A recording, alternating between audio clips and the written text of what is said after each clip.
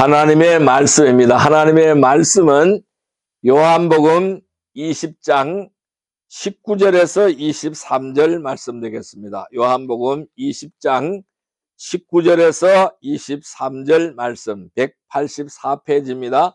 요한복음 20장 19절에서 23절 말씀 우리 같이 합독하겠습니다.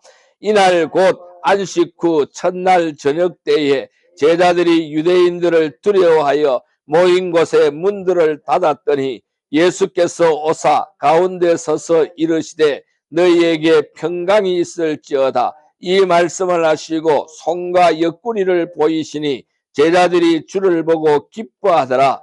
예수께서 또 이르시되 너희에게 평강이 있을지어다. 아버지께서 나를 보내신 것 같이 나도 너희를 보내노라. 이 말씀을 하시고 그들을 향하사 숨을 내쉬며 이르시되 성령을 받으라. 너희가 누구의 죄든지 사하면 사하여질 것이요 누구의 죄든지 그대로 두면 그대로 있으리라 하시니라. 아멘. 할렐루야. 오늘 주님께서 요한복음 20장 19절에서 23절의 말씀을 오늘 우리에게 허락해 주셨습니다. 오늘 같이 은혜 받고 다른 말씀은 평강을 주시는 주님이라는 제목으로 은혜를 나누고자 합니다. 여러분, 오늘 본문에 보면은 예수님의 제자들은 십자가 사건 이후에 극심하게 두려움에 사로잡혀 있었습니다. 왜 그랬을까요? 이 유대 지도자들의 박해를 두려워했기 때문입니다. 그 박해를 두려워해서 문을 굳게 닫고 숨어 있었다라는 것을 오늘 우리에게 말씀하고 있습니다. 본문은 바로 오늘의 그 상황을 배경으로 해서 말씀하고 있습니다.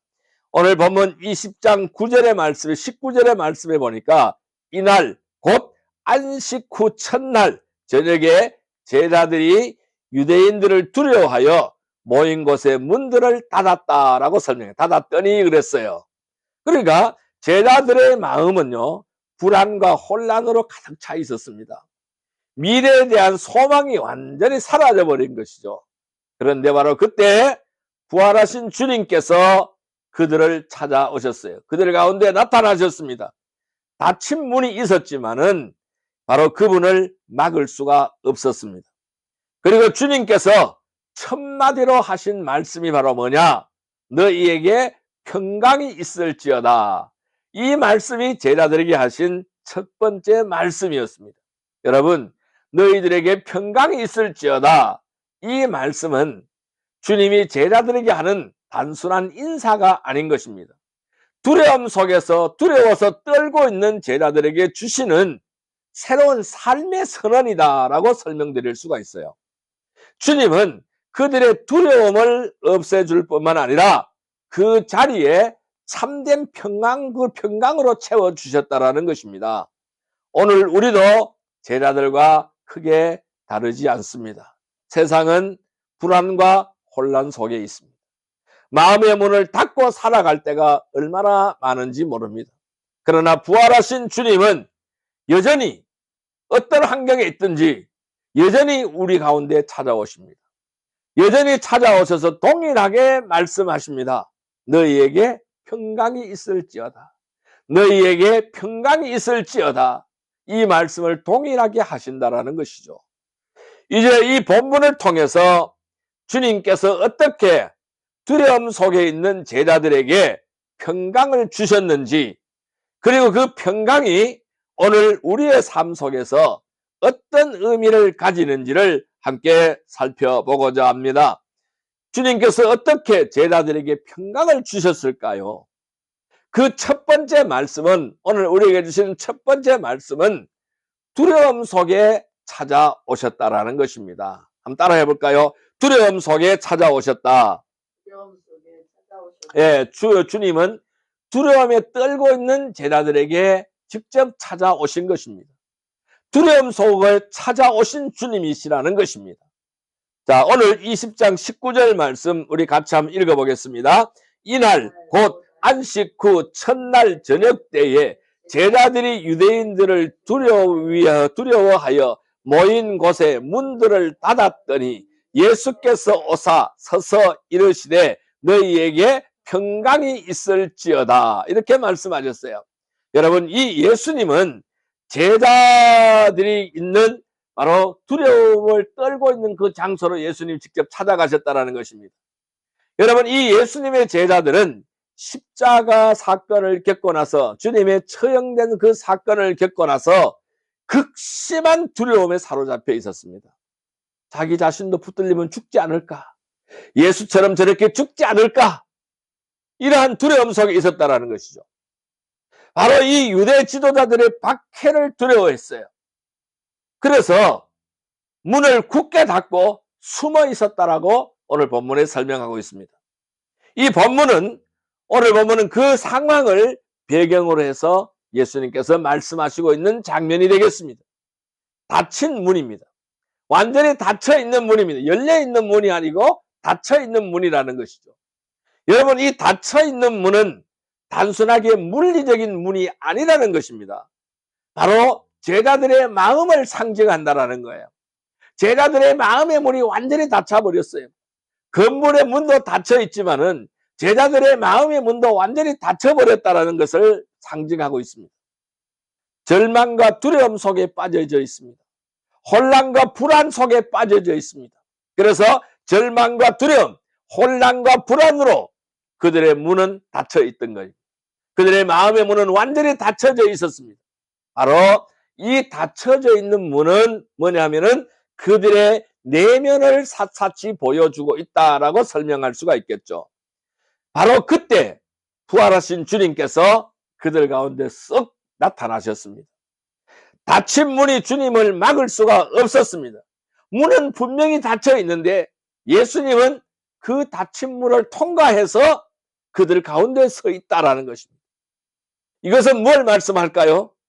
주님께서 우리의 두려움과 닫힌 마음에도 찾아오신다라는 메시지가 되는 거예요. 나의 마음의 문이 아무리 닫혀 있어서 두려움 속에 있어도, 바로 위험과 혼란과 절망과 두려움 속에 떨고 있어도, 그런 마음의 문이 완전히 닫혀 있어도 나 홀로 있는 것 같고 어려움 속에 있지만은 그 닫힌 마음 가운데서도 주님은 찾아오신다라는 메시지를 우리에게 주고 있다는 겁니다. 예수님은 제자들이 두려움 속에 있을 때에 그들을 외면하지 않았습니다. 오히려 그들 한가운데 서 계셨다라는 사실입니다. 예수께서 오사 가운데 서서라는 표현을 하고 있습니다. 예수님께서 가운데 서셨다라는 것입니다. 이 표현은 주님께서 단순하게 그 자리에 오신 것이 아니라 그들의 삶의 중심에 섰다라는 겁니다. 예수님은 닫힌 문을 통하여 들어오셔서 그들의 중앙에 서셨어요. 그 말씀은 그들의 삶의 중심에 섰다라는 것을 설명하고 있는 말씀이 되겠습니다.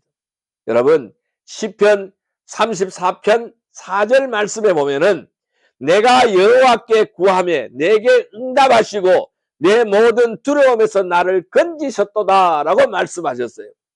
또한 시편 41편 10절 말씀에는 두려워하지 말라, 내가 너와 함께함이니 놀라지 말라, 나는 내 하나님이 됨이라. 이사야서 41편 10절의 말씀이죠. 함께 한다라는 거예요. 두려워하지 말고 놀라지 말라는 거예요. 나는 항상 너와 함께 한다. 내가 아플 때도 함께하고, 내가 절망 속에 있을 때도 함께하고, 내가 고통 속에 있을 때도 함께하고, 너희가 힘이 들고 어려울 때도 환난과 핍박 가운데서도 함께한다라는 것을 말씀하고 있는 것입니다. 성경은 일관되게 말씀합니다. 하나님께서 두려움 속에 있는 자들과 함께 하신다고 일관되게 말씀하고 있다는 것입니다. 제자들의 닫힌 문을 뚫고 오신 그 주님은 오늘 우리의 닫힌 마음에도 찾아오시는 줄 믿습니다. 이 닫힌 문을 뚫고 오신 주님은 부활의 능력을 보여주시는 거예요. 그들에게 찾아오셔서 부활의 능력을 보여주시는 거예요. 죽음을 이기신 주님은 더 이상 물리적인 제약이나 인간의 두려움에 갇히지 않으신다는 말씀입니다. 왜? 죽음을 이기셨기 때문에. 죽음을 이기시고 새로 태어나셨기 때문에, 살아나셨기 때문에 이제는 더 이상 죽음이 그를 가두지 못한다는 거예요. 죽음이 그를 처벌하지 못한다는 거예요. 죽음이 그를 처형시키지 못한다는 것입니다. 오히려 물리적 제약이나 인간의 두려움에 갇혀 사시는 분이 아니시라는 것을 말씀하시는 거예요. 그분은 두려움 한가운데에 우리들에게 임재하시며 그 자리에서 평강을 선포하시는 것입니다. 자, 이것은요, 단순히 역사적인 사건이 아닌 것입니다. 물론 역사적인 사건 맞죠. 단순하게 역사적인 사건이 아니라 오늘 우리의 삶 속에서 반복되는 영적인 진리라는 것입니다. 우리가 두려움과 불안 속에 있을 때에 주님은 여전히 우리 가운데 서 있습니다. 주님은 여전히 우리 가운데 오셔서 말씀하십니다. 뭐라고요? 너희에게 평강이 있을지어다. 너희에게 평강이 있을지어다라고 말씀하신다는 거예요. 성도 여러분, 우리는 어떻습니까? 제자들의 모습과 닮았습니까? 크게 다르지 않습니다. 똑같다고 할 수 있습니다. 세상의 불안과 세상의 혼란 속에서 마음의 문을 닫고 살아갈 때가 얼마나 많은지 모릅니다. 그러나 부활하신 주님은 닫힌 문을 뚫고 우리 가운데 찾아오시는 것입니다. 오늘 이 말씀을 요약한다면은 제자들은 두려움 속에 문을 닫고 있었습니다. 그러나 주님은 그 닫힌 문을 뚫고 들어오셨습니다. 주님은 두려움 속에서도 우리와 함께 하시는 줄 믿습니다. 성도 여러분, 두려움 속에 찾아오시는 주님입니다. 이 두려움 속에서도 주님을 바라보아야 됩니다. 이 주님을 바라보십시오. 우리의 닫힌 마음을 열고 주님의 임재를 경험하시기를 바랍니다. 기도로 주님을 초청하십시오. 시편의 기자처럼 두려움 속에서 주님께 부르짖을 때에 주님은 응답하시고 건지신다라고 아까 말씀드렸습니다. 믿음으로 평강을 붙드시기를 바랍니다. 두려움은 현실이지만은 주님의 임재는 더 큰 현실이 되기를 주님의 이름으로 축복합니다. 두 번째로 오늘 우리에게 주시는 말씀은 무엇일까요? 평강을 선포하십니다. 따라할까요? 평강을 선포하신다. 예, 두려움 속에 처해 있는 제자들에게 찾아오신 주님은 그 자리에 서서 평강을 선포하시는 주님이십니다. 오늘 본문 말씀인 요한복음 20장 21절 말씀을 같이 읽겠습니다. 예수께서 또 이르시되 너희에게 평강이 있을지어다. 아버지께서 나를 보내신 것 같이 나도 너희를 보내노라. 뭐라고요? 예수님은 제자들에게 두 번이나 동일한 말씀을 하셨습니다. 너희에게 평강이 있을지어다. 이는 단순한 인사가 아닌 것입니다. 부활하신 이 주님께서 두려움과 혼란 속에 있는 제자들에게 주시는 하늘의 선언인 것입니다. 당시 제자들은 유대 지도자들의 박해를 두려워해서 숨어 있었고 마음은 불안과 혼란으로 가득했습니다. 자기가 죽을까봐 덜덜덜 떨고 있는 상태인 것입니다. 여러분, 그들에게 필요한 것은 뭘까요? 주님이 보시기엔 단순한 위로가 아니라는 것입니다. 그들의 내면을 지배하는 두려움을 이길 수 있는 참된 평강이 그들에게 있어야 된다는 것입니다. 그렇습니다. 그 두려움을 이길 수 있는 것은 두려움과 혼란에 빠져 있는 상태에서 그것에서 벗어날 수 있는 길은 바로 뭘까요? 평강이라는 거예요. 우리의 내면 속을 지배하고 있는 두려움을 이길 수 있는 것이 참된 평강이라는 사실을 주님께서 말씀하시고 있다는 것입니다. 여러분, 예수님이 주시는 평강은 세상에 주는 평안과는 다릅니다. 물론 세상도 조그마한 평안은 줄 수가 있습니다. 그러나 그거는 영원한 평안이 아닌 거예요. 그러나 주님이 주시는 평강은 영원한 평강이라는 것입니다. 세상의 평안은 상황이 안정될 때 느끼는 일시적인 감정이지만은 주님의 평강은 상황을 초월하는 거예요. 그 상황을 초월해서 내적인 확신과 안정이 바로 평강이다라고 설명을 드릴 수가 있는 것입니다. 그래서 요한복음 14장 27절 말씀을 보면은 이렇게 말씀하고 있습니다. 평안을 너희에게 끼치노니 곧 나의 평안을 너희에게 주노라. 내가 너희에게 주는 것은 세상이 주는 것 같지 아니하리라 라고 설명을 했어요. 주님이 직접 주시는 이 평안은 바로 뭘까요? 세상이 주는 것과 같지 않다라고 설명을 했습니다. 또한 빌립보서 4장 7절에는 모든 지각에 뛰어난 하나님의 평강이 그리스도 예수 안에서 너희 마음과 생각을 지키시리라 라고 말씀하고 있어요.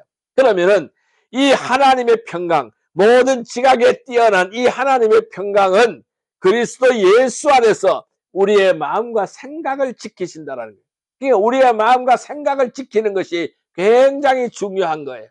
그래서 주님은 오늘 이들에게 찾아오셔서 평강을 주시는 것입니다. 너희 마음과 생각을 지키라는 것입니다. 너희 마음과 생각이 흔들리지 않게 하라는 거예요. 지키라는 것입니다. 여러분, 이 주님이 주시는 평강은 어떤 것일까요? 외부적인 환경이 아무리 바뀌어도 우리의 마음과 생각을 지켜주는 능력이라는 거예요. 그것이 바로 주님의 평강이라는 거예요. 그래서 흔들리지 않는 것이라는 것입니다. 왜? 우리의 마음과 생각을 다 주님이 붙들고 있으니까 우리는 흔들리지 않는다라는 것입니다. 우리의 마음과 생각을 지켜주는 능력이 바로 주님이 주시는 평강이라는 것입니다. 제자들은 여전하게 유대 지도자들 속의 위협 속에 있었지만은 주님의 평강을 경험함으로써 그들은 두려움에서 자유로워질 수 있었습니다. 주님의 평강이 임재하면 두려움에서 자유함을 누리게 되는 것입니다. 여러분, 이 자리에 오셔서 예수님이 평강을 선포하셨다는 것은 부활의 능력이 단순하게 죽음을 이긴 그 사실에 머무르지 않는다라는 것입니다. 그래서 믿는 자들의 삶 속에서 뭘 하느냐? 새로운 질서를 세운다라는 것을 말씀하고 있는 거예요. 믿는 자들의 삶 속에 새로운 질서가 세워진다라는 거예요. 왜? 주님의 평강이 오면은 새로운 질서가 생겨난다라는 것입니다. 평강은 뭘까요? 부활의 열매인 거예요. 이 평강은 부활의 열매이고 성령의 역사와 연결된 하나님의 선물이라는 것입니다. 그래서 로마서 5장 1절의 말씀에 보면은 이렇게 설명하고 있습니다. 그러므로 우리가 믿음으로 의롭다 하심을 받았으니 우리 주 예수 그리스도로 말미암아 하나님과 화평을 누리자. 하나님과 화평을 누리자라고 설명하고 있어요. 또 골로새서 3장 15절에는 그리스도의 평강이 너희의 마음을 주장하게 하라. 그렇습니다. 오늘 우리에게 찾아오신 이 그리스도의 평강이 우리의 마음을 주장하게 해야 될 줄로 믿습니다. 나의 마음과 생각을 지키는 그 평강으로 충만하기를 주님의 이름으로 축복합니다. 그래서 주님의 평강은 단순하게 마음의 안정이 아니라는 거예요. 단순한 마음의 안정이 아니라 하나님과의 관계가 회복된 상태에서 오는 영적인 평강이라는 겁니다. 하나님과의 관계가 회복된 상태에서 오는 영적인 평강이라는 것이죠. 성도 여러분, 오늘날 우리도 불안과 혼란 속에 살아가고 있습니다. 정치적인 상황도 좋지 않습니다. 세계적인 여건도 좋지 않습니다. 불안에 쌓여져 있습니다. 혼란 속에 살아가고 있습니다. 경제적인 어려움, 사회적인 갈등, 개인의 문제들로 인해서 마음이 흔들릴 때가 너무나 많습니다. 갈대처럼 흔들릴 때가 너무나 많습니다. 그러나 부활하신 주님은 우리에게 여전하게 말씀하십니다. 너희에게 평강이 있을지어다. 너희에게 평강이 있을지어다라고 말씀하십니다. 요약을 한다면은 주님의 평강은 세상에 주는 평안과 다르다라는 것입니다. 주님의 평강은 상황을 초월하는 거예요. 그 상황을 초월해서 마음과 생각을 지켜주는 거예요. 주님의 평강은 하나님과의 관계 회복에서 비롯되는 것이라는 것입니다. 성도 여러분, 평강을 선포하시는 주님이십니다. 우리는 기도로 평강을 붙잡아야 합니다. 불안할 때마다 주님의 이름을 붙들고 주님의 말씀을 붙들고 기도로 평강을 붙들어야 됩니다. 또한 말씀으로 평강을 누려야 합니다. 성경을 통해서 주님의 약속의 말씀을 묵상할 때에 나에게 평강이 임하는 줄 믿습니다. 그리고 평강을 나누는 삶을 살아가시기를 바랍니다. 주님의 평강을 경험한 성도는 가정과 공동체 속에서 세상 속에서 화평을 이루는 도구가 되어야 됩니다. 이러한 삶을 살아가기를 주님의 이름으로 축복합니다. 세 번째로 오늘 우리에게 주시는 주님의 말씀은 성령과 사명을 주시는 주님이십니다. 오늘 우리에게 찾아오셔서 평강을 주시고 나서 무엇을 주시냐 하면은 성령과 사명을 주셨습니다. 말씀 보겠습니다. 요한복음 20장 22절에서 23절 말씀 우리 같이 한번 읽어봅니다. 이 말씀을 하시고 그들을 향하사 숨을 내쉬며 이르시되 성령을 받으라. 너희가 누구의 죄든지 사하면 사해질 것이요 누구의 죄든지 그대로 두면 그대로 있으리라 하시니라. 아멘. 예수님은 제자들에게 평강을 선포했습니다. 그리고 평강을 선포하신 후에 곧바로 무엇을 주셨어요? 성령을 주셨습니다. 숨을 내쉬며 성령을 받으라 라고 말씀을 하셨어요. 여러분, 이 말씀은 창세기 2장에서 하나님께서 사람을 지으시고 생기를 불어넣으신 사건을 떠올리게 합니다. 흙으로 사람을 빚으시고 하나님은 코에다가 뭘 불어넣었어요? 생기를 불어넣었어요. 그래서 생명이 되었다라고 말씀하시고 있어요. 즉 부활하신 주님은 새로운 창조의 주라는 거예요.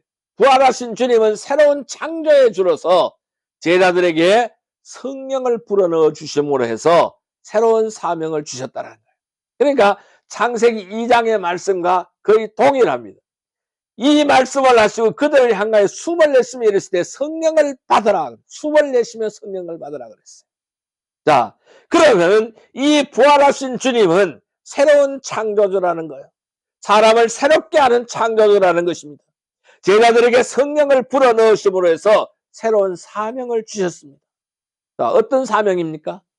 제자들은 단순히 두려움에서 벗어나서 위로받는 데서 그치지 않았다라는 것입니다. 그들은 성령을 받아서 세상 속으로 나아가서 복음을 증거하는 사명자로 변화되었다는 사실을 말씀하고 있는 거예요. 성령은 단순한 위로가 아닌 것입니다. 능력과 사명의 근원이 되는 것입니다. 그래서 우리는 성령이 충만해야 하나님의 능력을 덧입게 되는 거예요. 성령이 충만해야 하나님의 사명을 자각하고 끝까지 나갈 수가 있다는 것입니다. 그래서 사도행전 1장 8절에는 오직 성령이 너희에게 임하시면 너희가 권능을 받고 예루살렘과 온 유대와 사마리아 땅끝까지 이르러 내 증인이 되리라 라고 주님은 말씀하셨습니다. 주님이 증인이 되는 비결은 바로 뭘까요? 성령이 충만해야 증인이 될 수 있다는 거예요. 고린도후서 3장 6절에서는 그가 또한 우리를 새 언약의 일꾼 되기에 만족하게 하셨다. 새 언약의 일꾼으로 세우셨다. 새 언약의 일꾼이 바로 뭘까요? 살아계신 주님을 증거하는 것, 주님의 증인이 되는 것, 이것이 바로 새 언약의 일꾼이라는 것입니다. 성령은 제자들을 두려움에서 담대함으로 변화시키기 시작합니다. 이 성령을 받은 제자들은 닫힌 문을 열어버렸습니다. 문을 열었습니다. 그리고 세상 속으로 뛰어나갔습니다. 나가서 뭘 했습니까? 복음을 전했습니다. 예수님은 성령을 주신 후 곧바로 사명을 말씀하셨다는 사실을 기억하세요. 너희가 누구의 죄든지 사하면 사해질 것이요 라는 말씀은 제자들이 복음을 통해서 뭘 하라고요? 죄를 사하는 선포하는 권세를 받았다는 거예요. 죄를 사하는 복음을 통해서 누구든지 죄 사함을 받는 그 복음을 통해서 선포하는 권세를 받았다는 것을 의미하는 거예요. 이것은 인간의 권위가 아닌 것입니다. 하나님의 권위로 이 사명을 맡기신 것입니다. 너희가 누구의 죄든지 사하면 사하여질 것이요. 이 말씀은 제자들이 복음을 통해서 죄 사함을 선포하는 하나님의 구원의 메시지, 예수님의 구원의 메시지를 선포하는 권세를 받았다는 사실을 말씀하는 거예요. 누구든지 예수께로 나오라. 그가 너를 살리신다. 예수님께서 구원하신다. 바로 그것을 말씀하시는 거예요. 이것은 인간의 권위가 아닌 것입니다. 성령을 통해 주어진 하나님의 권세인 것입니다. 성령은 단순히 개인의 내적 평강을 위한 것이 아닙니다. 물론 내적 평강도 주시죠. 그러나 세상 속에서 복음을 증거하고 죄사함을 선포하는 공동체적인 사명을 위한 것이 바로 성령이라는 것입니다. 부활하신 주님은 제자들에게 평강을 허락하신 후에 성령과 사명을 주셨다는 사실을 명심하시기를 바랍니다. 이것은 부활의 능력이 단순히 개인의 위로에 머무르지 않는다라는 거예요. 세상 속으로 확장되는 선교적인 성격을 가졌다라는 사실을 우리에게 말씀하고 있습니다. 그래서 교회는 성령을 받은 공동체입니다. 세상 속에서 복음을 증거하는 사명을 감당해야 되는 것입니다. 그러면 성도는요, 역시 똑같은 거예요. 성령을 받은 공동체라는 것입니다. 세상 속에서 복음을 증가하는 사명을 감당해야 된다는 것입니다. 성도 여러분, 오늘 우리도 불안과 혼란 속에서 살아가고 있지만은 주님은 우리에게 성령을 주시고 사명을 맡기시는 것입니다. 이 말씀을 요약하면 주님은 성령을 주셔서 새로운 창조를 이루셨습니다. 성령은 두려움을 담대함으로 변화시키는 능력이었습니다.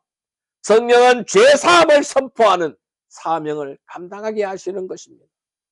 성도 여러분, 성령과 사명을 주시는 분은 주님이십니다. 성령을 의지하십시오. 우리의 힘으로는 두려움을 이길 수가 없지만은 바로 성령의 능력으로 우리는 담대하게 그 두려움을 이기고 세상 속으로 들어갈 수가 있습니다. 그리고 사명을 붙잡으십시오.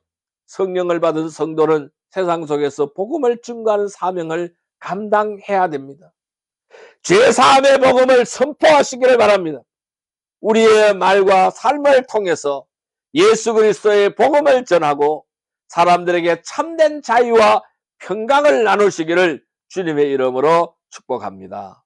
자, 그렇다면 이제 말씀을 정리해 볼게요. 우리는 어떻게 하여야 할까요? 예수님은 두려움 속에 숨어있던 제자들에게 나타나셨어요. 평강을 주셨습니다. 그 평강은 단순한 위로가 아닙니다. 성령과 사명으로 이어지는 새로운 삶의 시작이었습니다. 본문은 우리에게 분명하게 보여줍니다. 주님은 닫힌 문을 뚫고 찾아오셨어요. 두려움의 자리에서 평강을 선포하셨어요. 그리고 성령을 주셔서 세상 속으로 그들을 다시 내보내시기 시작하셨습니다. 오늘 우리도 불안과 혼란 속에 살아가고 있습니다.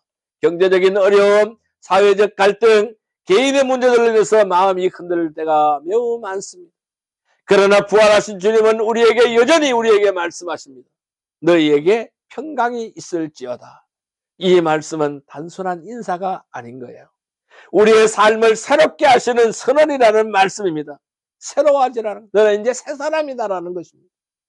그래서 성도들은 주님의 평강을 붙잡고 살아가야 한다는 것이죠. 두려움 속에서도 주님이 함께 하심을 믿고 불안 속에서도 주님의 평강을 누리며 성령의 능력으로 세상 속에서 복음을 증거하는 사명을 감당해야 한다는 것입니다. 성도 여러분, 평강을 주시는 주님이십니다. 우리 두려움 속에 찾아오시고 평강을 선포하시고 사명과 성령을 주십니다. 성도 여러분, 오늘도 부활하신 주님께서 우리에게 말씀하십니다. 너희에게 평강이 있을지어다. 이 말씀을 붙잡고 성령의 능력으로 세상 속에서 복음을 증거하는 삶을 살아가시기를 주님의 이름으로 축복합니다. 기도드리겠습니다. 사랑과 은혜의 아버지 하나님 감사합니다. 평강의 주님, 오늘 말씀을 통해서 두려움 속에 찾아오셔서 우리에게 평강을 주시는 주님을 다시 만났습니다. 닫힌 문을 뚫고 오셔서 제자들 가운데 서셨던 것처럼 우리의 닫힌 마음과 삶의 자리에도 찾아오셔서 임재해 주심을 감사합니다. 세상이 줄 수 없는 참된 평강을 우리에게 선포하시고 성령을 주셔서 담대히 복음을 증가하는 사명을 맡기신 주님을 찬양합니다.